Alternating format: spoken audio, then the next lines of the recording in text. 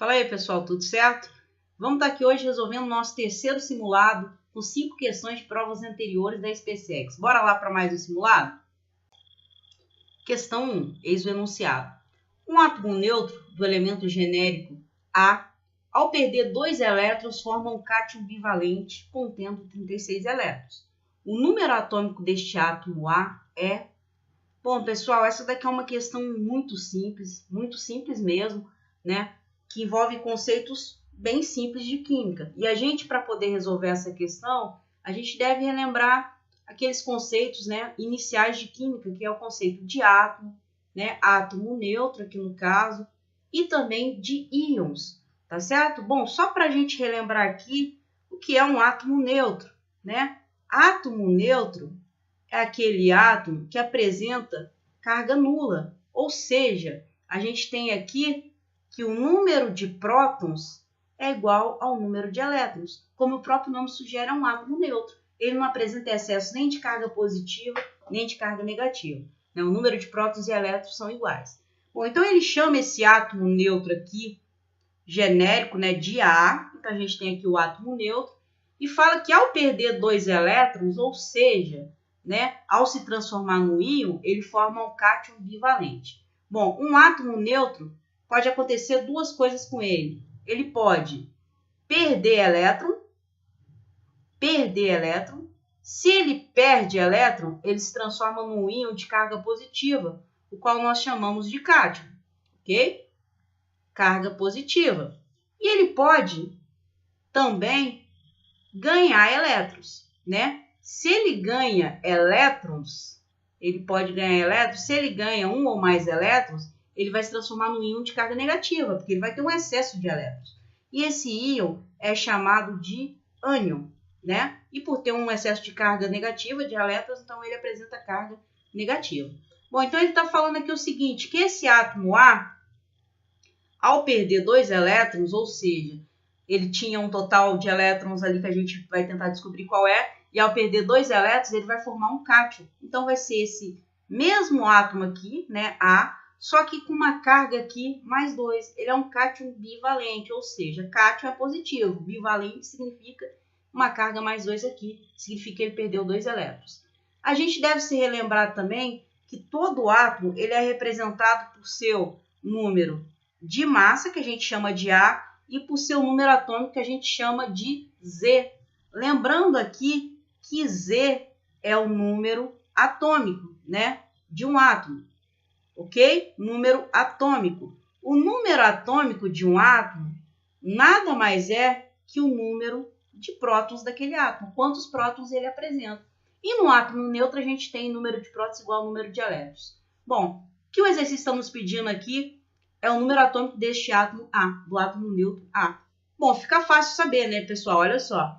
Ele era um átomo neutro e ao perder 2 elétrons, ele acabou ficando aqui, ó, com um total de 36 elétrons. O que significa isso? Significa que antes de se transformar num cátion, ou seja, antes de perder esses 2 elétrons, ele apresentava um total de 38 elétrons. Bom, se o número atômico é igual ao número de prótons, e para um átomo neutro o número de prótons é igual ao número de elétrons, então a gente pode afirmar com toda certeza que esse átomo A, ele apresenta um número atômico, né, ou seja, um Z igual a 38. Então aqui a gente pode marcar como resposta final, né, o gabarito dessa questão é a letra E, número atômico 38. Questão 2, eis o enunciado.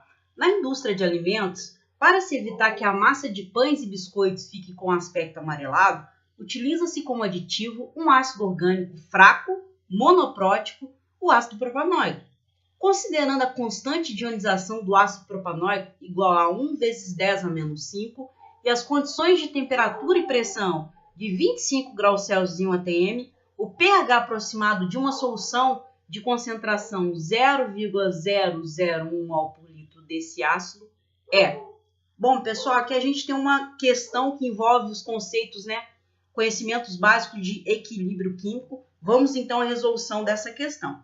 Bom, primeira coisa aqui, a gente deve se atentar que a gente tem que identificar qual é o ácido em questão, né? É um ácido orgânico monoprótico, que no caso aqui é o ácido propanóico, que ele te deu o nome.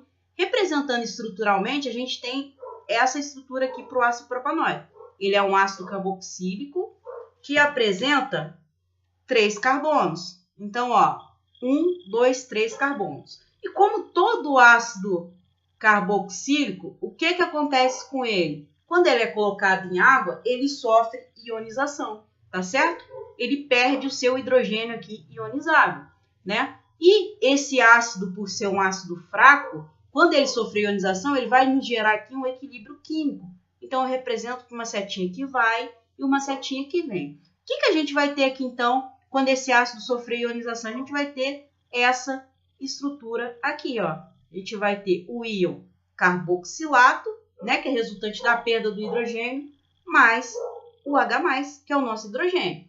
Bom, para facilitar isso aqui, quando a gente for resolver a questão, eu não vou escrever em forma estrutural, eu vou escrever em forma molecular. A fórmula do ácido propanóico, então, é C3H6O, ok?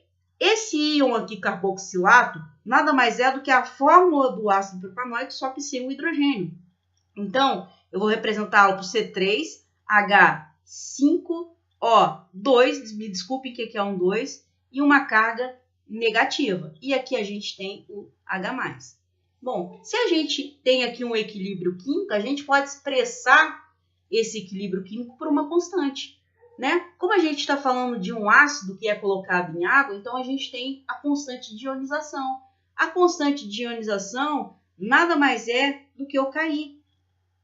Toda constante de equilíbrio químico ela é expressa pela concentração dos produtos dividido pela concentração do reagente. Então, a constante para esse equilíbrio aqui, ou seja, a constante de ionização do ácido propanóico, seria dada pela concentração do íon carboxilato, C3H5O2 menos, vezes a concentração de H+, né, que é do hidrogênio ionizável que foi liberado, sobre a concentração do ácido, né, do nosso reagente, ou seja, o ácido antes de sofrer ionização.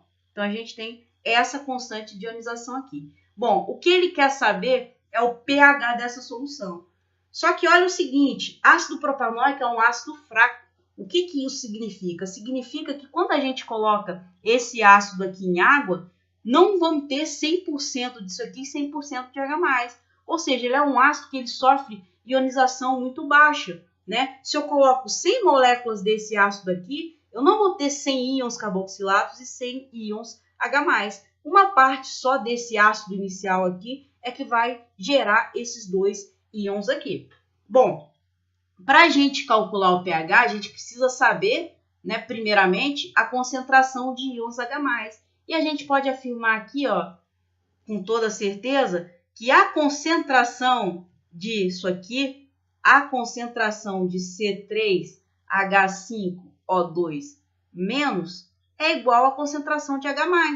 Afinal, observem só, esse ácido propanóico, ele sofre dissociação, né, seguindo a seguinte estequiometria. Um mol dele vai gerar um mol de carboxilato e um mol de H+, ok? E a gente, como essas duas espécies apresentam concentração igual, nós podemos chamá-la aqui de X, ok?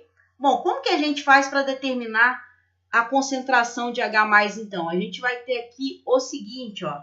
O Ki é o valor que ele me deu, constante de ionização, está aqui. A gente vai substituir na constante de equilíbrio. Então, o Ki, olha o valor dele, é 1 vezes 10 a menos 5. Eu vou expressá-lo como 10 a menos 5, ok? Então, Ki, 10 a menos 5, que é igual ao quê? É igual à concentração desse ácido aqui, né, do carboxilato, e que é igual à concentração de H+, só que nós vamos chamá-lo de X. Então, eu vou ter aqui que a concentração do carboxilato, que eu vou chamar de X, vezes a concentração do H+, que nós estamos chamando de X, sobre a concentração do ácido. Bom, qual é a concentração do ácido, né? Do ácido que foi originalmente colocado em água, ou seja, ele antes de ionizar, ele tinha essa concentração.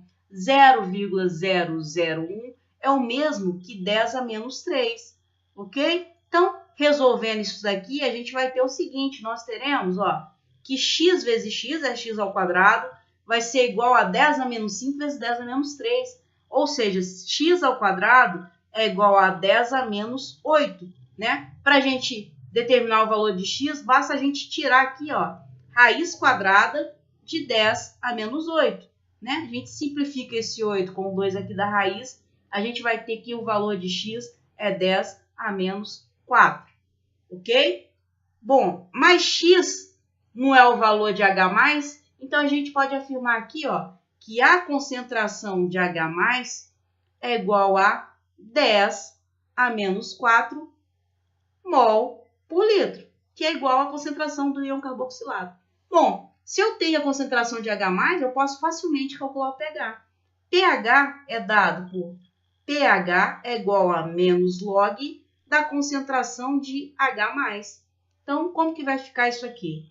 pH para essa solução vai ser igual a menos log de 10 a menos 4. A gente tem aqui base 10, expoente menos 4, né? E esse menos aqui na frente vai nos dar um pH igual a 4. Então, o gabarito para essa questão aqui só pode ser a letra B, pH igual a 4, ok? Questão 3, eis o enunciado.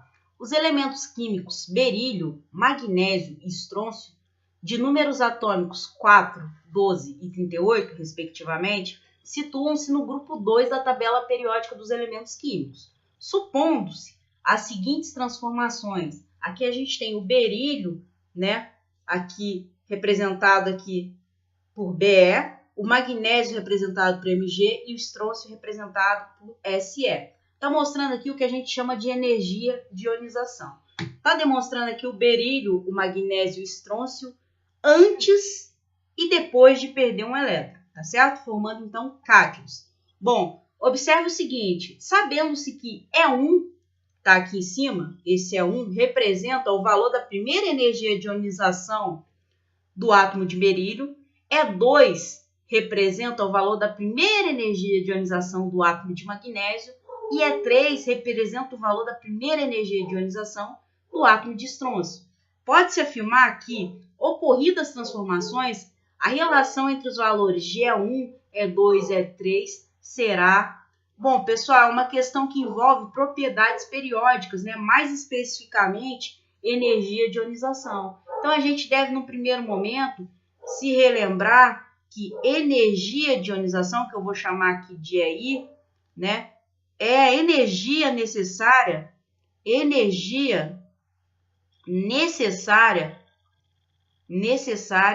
para se tirar, né, para se remover um elétron de um átomo neutro. Energia necessária para se retirar um elétron de um átomo, tá certo? Esse é o conceito de energia de ionização, né? A energia que você precisa para tirar um elétron de um átomo, tá certo? Energia de ionização. A energia de ionização é uma das propriedades periódicas. O que significa isso? Significa que ela é uma propriedade que ela varia conforme a localização dos elementos químicos. Nesse caso aqui, a gente está falando de 3 elementos químicos. Ó. A gente está falando do berílio, que o número atômico é 4. A gente está falando do magnésio, que o número atômico é 12. E estamos falando também do estrôncio, que o número atômico é 38. Todos esses 3 elementos aqui, ó, eles estão na família 2A, ou grupo 2, né? Ou seja, eles são considerados metais alcalinos terrosos. Metais alcalinos terrosos. Tá certo? Todos esses 3 elementos. Porque eles estão na família 2A, ou então grupo 2, né? Então, vou colocar aqui 2A. Tá certo? Bom, aqui, essas 3 equações aqui está representando o processo de ionização do átomo de berílio, de magnésio e de estrôncio, né? O processo que envolve quando eles perdem o seu primeiro elétron da camada de valência. Bom, representando esses átomos aqui, a gente tem o seguinte, ó.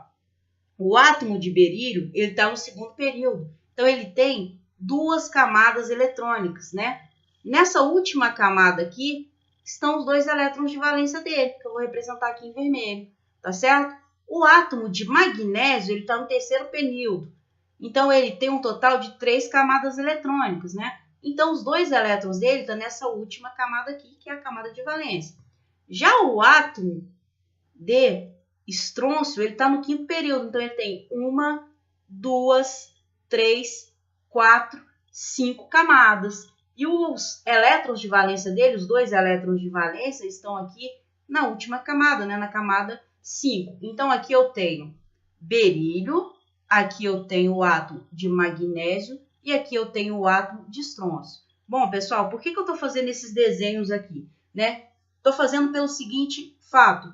Para a gente determinar aqui, resolver essa questão, além do conhecimento de energia de ionização, a gente deve se lembrar também de uma outra propriedade periódica que é disparada mais importante de todos, que é o raio atômico, tá? Que eu vou chamar de RA. RA é igual ao raio atômico. O que é o raio atômico? O raio atômico é o tamanho de um átomo, né? O raio atômico é dado pela distância, ó, do núcleo de um átomo, que eu vou colorir aqui de vermelho, até a sua camada de valência, ou seja, até a última camada que tem os elétrons de valência. Então, ó, o raio atômico do berílio nada mais é do que a distância desse núcleo de berílio até a camada de valência. O raio atômico do magnésio é dado, né, pela distância entre esse núcleo até essa última camada aqui do magnésio. E o do estrôncio, mesma coisa, é a distância do núcleo até essa última camada aqui, que é a camada de valência, ok? Bom, por que eu preciso saber do conceito de raio atômico? A gente precisa saber pelo seguinte, ó, energia de ionização e raio atômico são propriedades periódicas inversamente proporcionais. O que quer dizer isso? Quer dizer que é o seguinte, ó, quando o raio atômico aumenta, o que acontece? A energia de ativação diminui. Por quê? Vejam só, é bem fácil de entender isso aqui, né? Energia de ionização é a energia que você precisa para poder arrancar um ou mais desses elétrons de valência aqui de um átomo.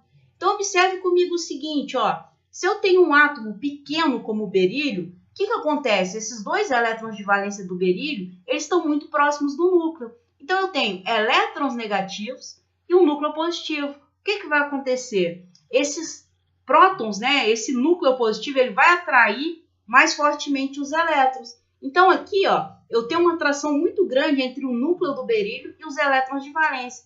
O que vai fazer o quê? Vai fazer com que o berílio tenha um raio atômico muito pequeno. Já o magnésio não, ó, eu tenho 3 camadas. Então, eu tenho uma distância maior entre o núcleo e a camada de valência. O que isso significa? Significa que, no caso do magnésio, o núcleo não vai atrair tão forte os elétrons da camada de valência. Ele vai atrair esses elétrons com uma força menor do que no caso do berílio, que estão mais próximos. Já o estrôncio, a gente vai ter o seguinte, ó, essa camada de valência está tão longe do núcleo que esses elétrons aqui, eles não vão ser muito atraídos pelo núcleo. Então, a gente vai ter um átomo maior, um raio atômico maior. Então, aqui, pelo raio atômico, a gente vai ter a seguinte ordem, ó. Raio atômico, a gente vai ter que o raio atômico do estrôncio é maior do que o raio atômico do magnésio, que é maior do que o raio atômico do berílio. Poxa, se energia de ionização é uma propriedade periódica inversamente proporcional, então eu vou ter uma sequência que vai ser contrária a essa. Eu vou ter, ó, que a energia de ionização do berílio vai ser maior do que a energia de ionização do magnésio, que por sua vez será maior que a energia de ionização do estrôncio. O porquê disso, gente? Bem simples de entender. Ó, quanto mais próximos os elétrons de valência estão do núcleo, com mais força esse núcleo vai atrair esses elétrons. Então, vai ser mais difícil remover um ou mais desses elétrons. Então, o que isso acarreta? Acarreta uma maior energia de ionização. Eu vou precisar fornecer uma energia de ionização muito maior para poder retirar esse elétron que está muito atraído pelo núcleo do que para retirar esse elétron aqui do estrôncio. Tá certo? Então, raio atômico, quanto maior for o átomo, quanto maior for o raio atômico, menor será a energia de ionização. Então, a gente chega aqui na resposta que é o seguinte, ó, é a energia de ionização, primeira energia de ionização do berílio, né? Então, a gente tem aqui, ó, berílio, a gente vai representar ele aqui, a energia de ionização dele é 1, ok? Magnésio, a energia de ionização dele é dada aqui por E2.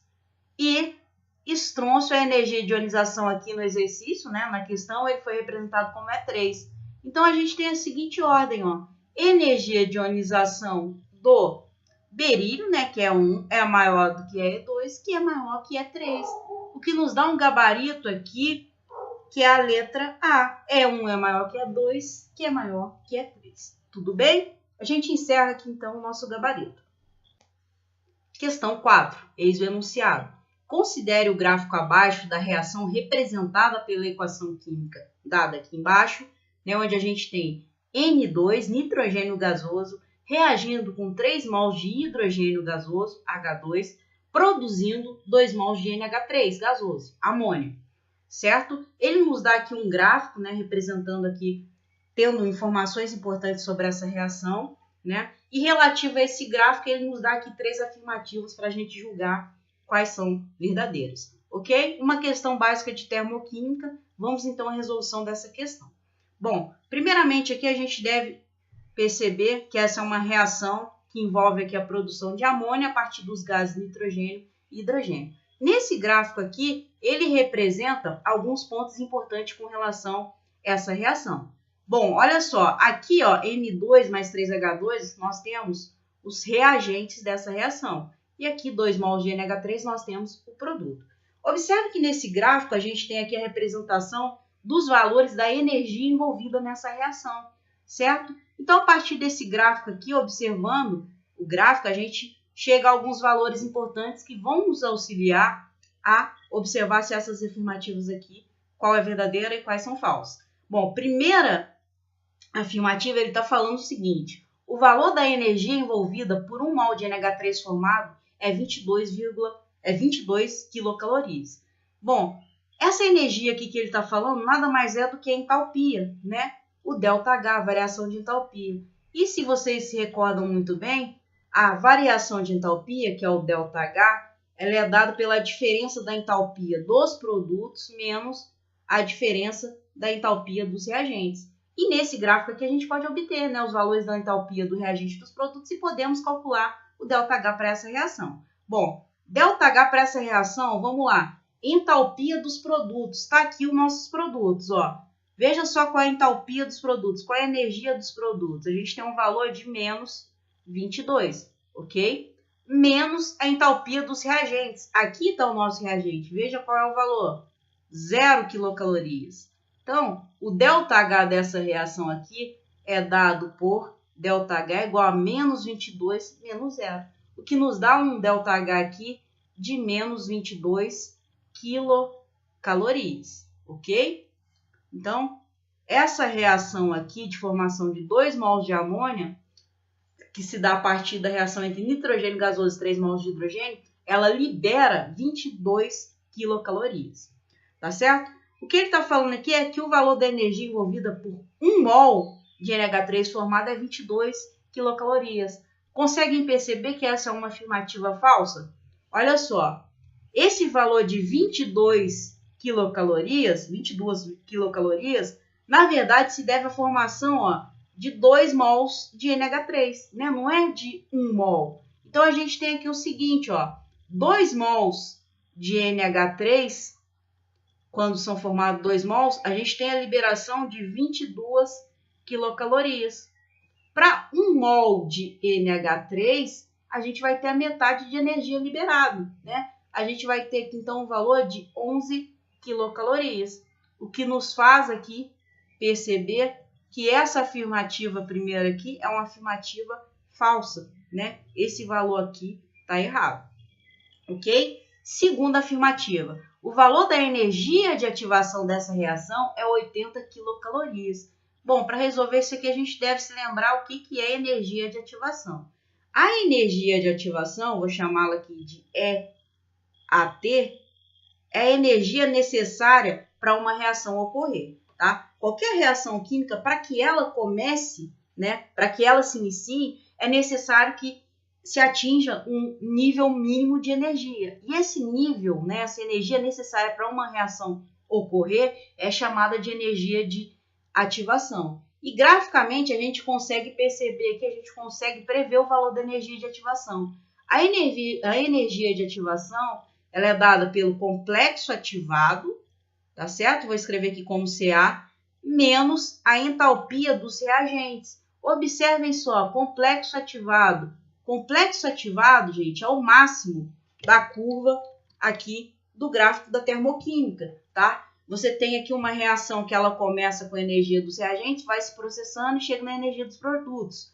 O máximo, né, o topo dessa curva aqui, ó, esse topo aqui é o complexo ativado, tá certo? Então, a energia de ativação, ela pode ser dada, ó, pela diferença entre o complexo ativado e a entalpia dos reagentes. Então, a gente tem que a energia de ativação de uma reação é isso aqui, né? É a diferença entre o valor da energia do complexo ativado e o valor da energia dos reagentes. Então, calculando para essa reação, conseguem perceber o seguinte, ó, energia de ativação é igual à energia do complexo ativado, que no caso aqui é mais 80, menos a entalpia dos reagentes, que é zero.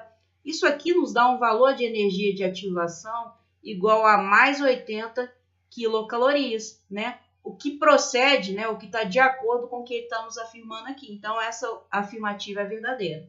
Bom, e por fim, terceira afirmativa, ele nos diz o seguinte: o processo que envolve a reação de produção da amônia é endotérmico. Olha só, ele está me dizendo que é um processo endotérmico. O que é um processo endotérmico?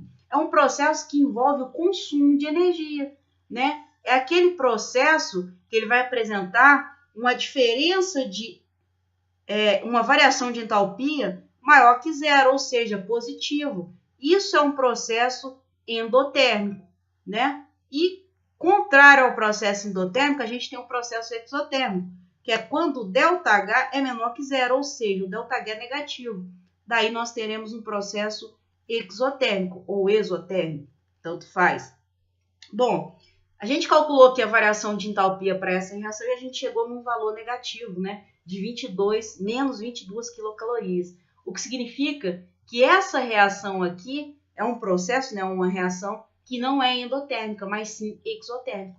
O que faz com que essa terceira afirmativa aqui seja uma afirmativa falsa. Então, a gente tem como afirmativa verdadeira apenas, né, a afirmativa número 2. Então, o gabarito dessa questão aqui é a letra D. Apenas a afirmativa 2 é verdadeira, ok? Questão 5, ex-enunciado.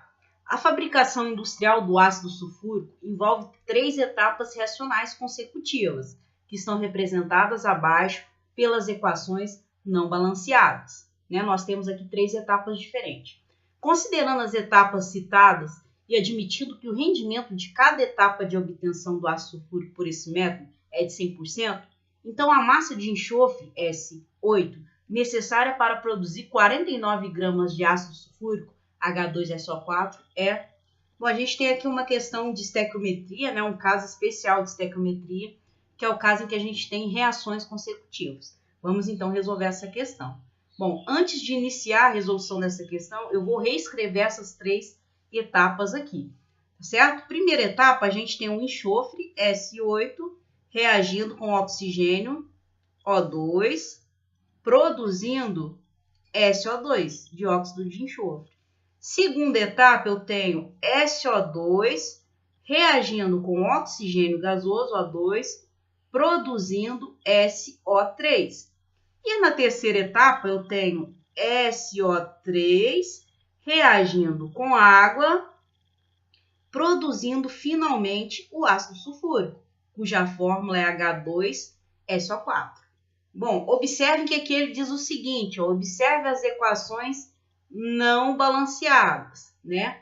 E esse é o primeiro passo de um exercício de estequiometria, seja ele qual for, é a gente balancear, né, as equações envolvidas, porque se a gente não balanceia as equações, o cálculo vai dar todo errado, tá certo? Então, vamos balancear essas 3 etapas aqui, essas 3 reações. Observem só, balancear eu tenho que igualar o número de átomos que eu tenho no reagente, tem que ser igual ao mesmo número de átomos daquele elemento que eu tenho no meu produto. Então, observem só, eu tenho enxofre, né, S8, reagindo com O2, produzindo SO2. Se eu tenho 8 enxofres aqui no meu reagente, eu vou ter que ter necessariamente 8 enxofres aqui no produto também, ok? Oxigênio, ó, eu tenho 8 vezes 2 aqui no produto, então eu tenho 16. No meu reagente eu tenho só 2. Então, para ter 16, eu multiplico aqui por 8, certo? Equação de baixo. Se isso aqui é uma reação consecutiva, a gente vai ter o seguinte: o produto da primeira reação, ele é o reagente da segunda. O produto da segunda etapa vai ser o reagente da terceira. Então, a gente precisa balancear essa equação de acordo com o que foi obtido aqui, de acordo com a quantidade de SO2 que foi obtido. Então, a gente teve aqui a formação de 8 mols de SO2. Então, aqui a gente vai ter o consumo, né? Já que é uma reação consecutiva, a gente vai ter o consumo de 8 mols de SO2. Ok. Se eu tenho 8 mols aqui de SO2, eu tenho 8 enxofres no meu reagente. Eu vou ter que ter um 8 aqui também na frente do enxofre para ter 8 enxofre no produto. Ok. Quantidade de oxigênio, ó, nos produtos. 8 vezes 3, 24. No meu reagente, eu tenho 8 vezes 2, dá 16. Para 24, eu preciso de 8.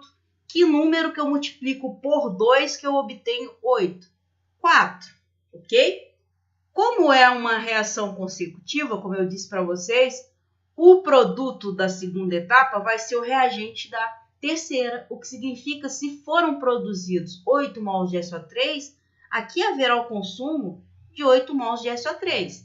E se eu coloco aqui um 8 aqui na frente do SO3, eu preciso colocar um 8 aqui na frente também. Afinal, são 8 enxofres, né, no reagente, eu tenho que ter 8 no meu produto. Ok, vamos balancear essa equação aqui. Observe que aqui a gente tem água, né, e não O2. Então, a gente tem que balancear tanto o hidrogênio quanto o oxigênio. 8 vezes 2 dá 16 hidrogênios. Então, tem que multiplicar aqui por 8. Vamos ver se a quantidade de oxigênio está balanceada? 8 vezes 4, 40. 8 vezes 3, 24. Mais 16, 40. Está balanceado.